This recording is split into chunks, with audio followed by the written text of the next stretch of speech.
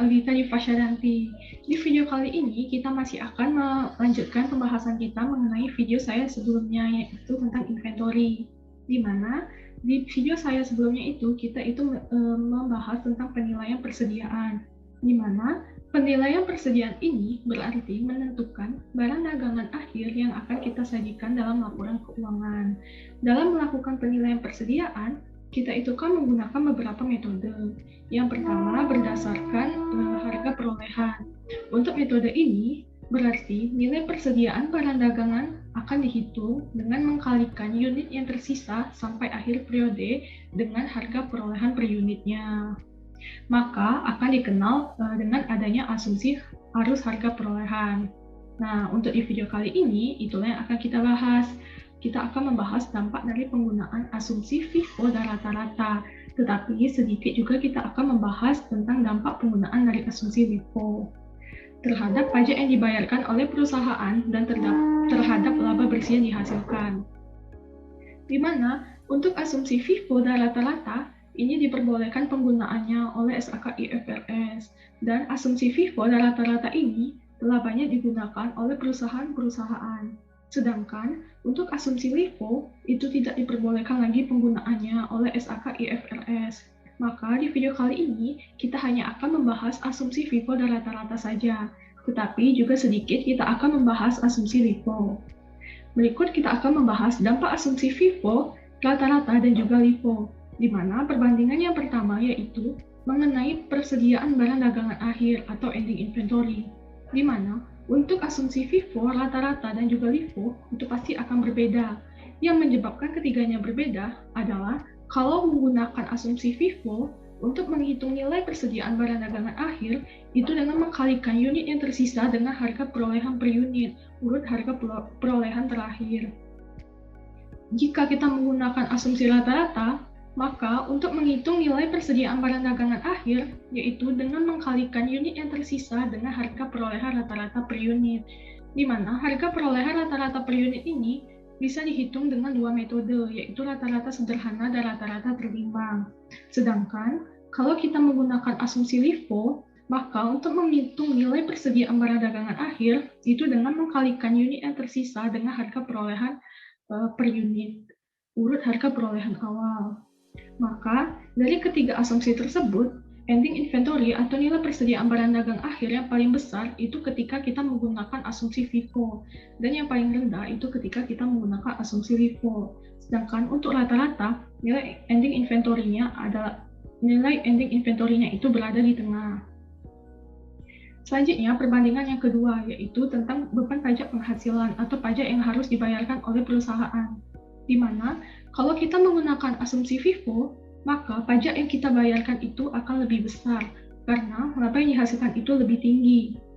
Berbeda ketika kita menggunakan asumsi LIFO, maka pajak yang dibayarkan itu akan lebih kecil karena laba yang dihasilkan itu lebih rendah. Sehingga pengaruh ketiga asumsi tersebut terhadap laba bersih yaitu ketika kita menggunakan asumsi FIFO, maka net income yang diperoleh akan lebih besar. Sedangkan kalau kita menggunakan asumsi LIFO, maka net income yang kita hasilkan itu akan lebih kecil. Maka untuk kesimpulannya yaitu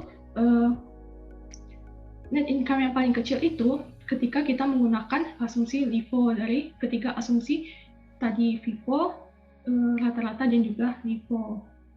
Selanjutnya, kita akan membahas keuntungan dari penggunaan asumsi FIFO, di mana ketika terjadinya inflasi, maka nilai persediaan barang dagangan akhir dengan menggunakan asumsi FIFO adalah yang paling sesuai dengan kondisi harga saat ini, di mana yang dimaksud dengan harga saat ini yaitu harga pada saat kita melaporkan laporan keuangan.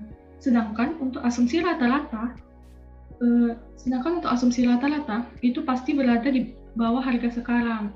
Begitupun dengan asumsi LIFO akan lebih jauh lagi berada di bawah harga sekarang. Selain itu, baik untuk nilai persediaan barang dagangan akhir dan laba bersih, ketika menggunakan asumsi FIFO, maka hasil yang diperoleh itu lebih tinggi dibandingkan dengan ketika kita menggunakan asumsi rata-rata dan asumsi LIFO. Selanjutnya, ada standar yang mengatur bahwa ketika menggunakan asumsi dalam menilai persediaan ini, kita itu harus konsisten. di mana untuk bertujuan agar laporan keuangan itu dapat diperbandingkan. Selanjutnya, kita akan membahas tentang metode penilaian persediaan berdasarkan LCNRV atau nilai bersih yang dapat direalisasikan. Di mana LCNRV ini biasa digunakan ketika menggunakan persediaan kategori usang, misalnya handphone. Di mana untuk menghitungnya, kita mengkalikan barang tersedia dengan harga yang lebih rendah. Bisa dengan harga perolehannya atau harga NRV-nya. Di mana NRV atau nilai bersih yang dapat direalisasikan ini, itu dapat dihitung dengan mengurangkan harga jual dalam situasi normal dengan daya yang harus dikeluarkan untuk menjadikan barang tersebut terjual. Misalnya, kita melakukan yang namanya promo. Maka, ketika menggunakan LCNRV untuk menghitung nilai persediaan barang dagangan akhir, yaitu dengan mengkalikan unit barang yang tersisa dengan memilih mana harga yang lebih rendah, apakah itu harga perolehan atau NRV-nya. Selanjutnya yaitu kesalahan dalam menilai persediaan, yaitu kesalahan dalam menentukan nilai persediaan barang dagangan akhir. Kesalahan ini terjadi karena salah hitung, salah mengkalikan dengan harga perolehan per unitnya, dan bisa juga kesalahan dalam kaitannya dengan pengakuan kepemilikan atas barang dagangan dalam pengiriman. Kesalahan dalam menilai persediaan ini akan berdampak pada laporan keuangan, yaitu laporan laba rugi dan laporan posisi keuangan. Pertama, kita akan membahas kesalahan pada laporan laba rugi, di mana kesalahan ini berdampak pada dua akun, yaitu HPP dan net income. Kesalahan pada laporan laba rugi itu bisa dari persediaan barang dagangan awal atau persediaan barang dagangan akhir. Bentuk kesalahannya itu ada dua. Apakah persediaan tersebut bernilai lebih rendah atau lebih tinggi dari yang seharusnya? Di mana ketika kita ingin menghitung HPP, yaitu dengan menjumlahkan beginning inventory atau nilai persediaan barang dagangan awal ditambah pembelian bersih dikurang ending inventory. Maka bisa kita simpulkan bahwa ketika beginning inventory lebih rendah dari yang seharusnya, maka HPP akan bernilai lebih rendah sedangkan net income akan lebih tinggi dari yang seharusnya. Karena untuk mencari net income, itu pengurangnya adalah HPP. Maka ketika HPP lebih rendah, net income akan lebih tinggi dari yang seharusnya. Begitupun ketika barang dagangan awal lebih tinggi dari yang seharusnya, maka HPP akan lebih tinggi dari yang seharusnya dan net income akan lebih rendah dari yang seharusnya. Dan ketika kesalahan itu terjadi pada nilai persediaan barang dagangan akhir, maka ketika ending inventory lebih rendah dari yang seharusnya, HPP akan lebih tinggi dari yang seharusnya dan net income akan lebih rendah. Begitupun, ketika nilai persediaan barang dagangan akhir lebih tinggi dari yang seharusnya, maka HPP akan lebih rendah dari yang seharusnya, dan net income akan lebih tinggi dari yang seharusnya. Dan kesalahan ini hanya berdampak pada dua periode, karena keterkaitan antara nilai persediaan barang dagangan akhir di tahun sebelumnya, yang mana nilai itu menjadi nilai persediaan barang dagangan awal di periode selanjutnya. Selanjutnya, kita akan membahas kesalahan persediaan yang berdampak pada laporan posisi keuangan, di mana kesalahan ini hanya ada pada ending inventory, karena pada laporan posisi keuangan yang disajikan hanya nilai persediaan barang dagangan akhir. Sehingga ketika menghitung ending inventory, ketika ending inventory-nya overvalue, maka aset akan overvalue. Liabilitas tidak terpengaruh apa-apa atau no effect, dan equity pun akan overvalue. Begitupun sebaliknya, jika ending inventory undervalue, maka aset akan undervalue, liabilitas no effect, dan equity akan undervalue. Selanjutnya yaitu penyajian dari analisis berkaitan dengan persediaan, di mana persediaan akan muncul di dua laporan keuangan, yaitu laporan laba rugi dan laporan posisi keuangan. Kemudian, analisis yang berkaitan dengan persediaan itu juga ada dua.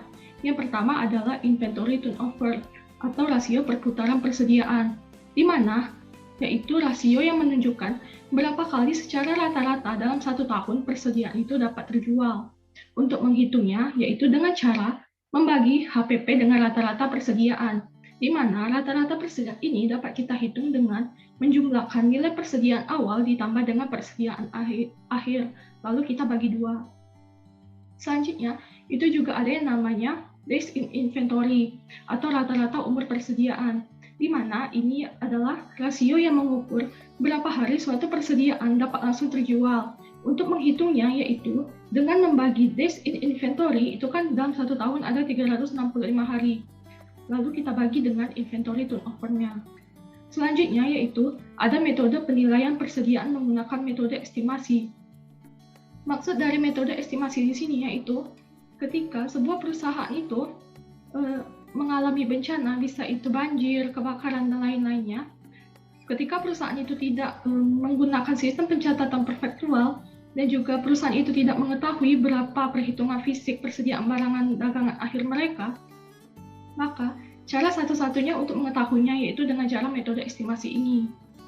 Yang mana metode estimasi ini yang pertama itu adalah gross profit method atau metode laba kotor.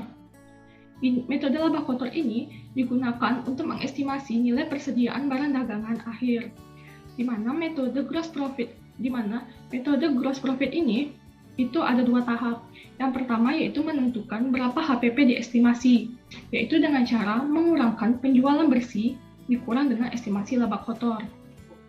Tahap kedua yaitu menentukan berapa persediaan barang dagangan akhir atau ending inventory. Caranya adalah dengan mengurangkan cost of goods available for sale atau barang tersedia untuk dijual dikurang dengan estimasi HPP, maka dapatlah estimasi nilai barang dagangan akhir.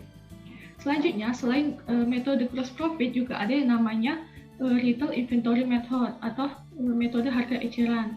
Ini biasanya digunakan pada perusahaan retail yang barang dagangannya itu dalam jumlah banyak. Di mana untuk metode retail inventory method ini itu ada 3 langkah.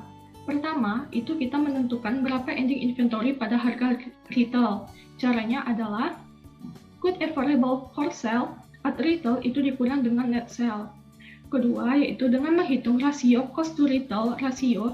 Caranya dengan membagi harga perolehan atas barang tersedia untuk dijual yang dinilai pada harga perolehan dibagi dengan good available for sale at retail. Dan yang ketiga atau yang terakhir yaitu menghitung berapa ending inventory yang diestimasi. Caranya, ending inventory at retail yang telah kita cari tadi itu dikali dengan cost to retail ratio. Nah, saya rasa di video kali ini pembahasan kita cukup sampai di sini. Saya mohon maaf jika terdapat kesalahan atau kata-kata yang kurang berkenan. Terima kasih, saya akhiri. Wassalamualaikum warahmatullahi wabarakatuh.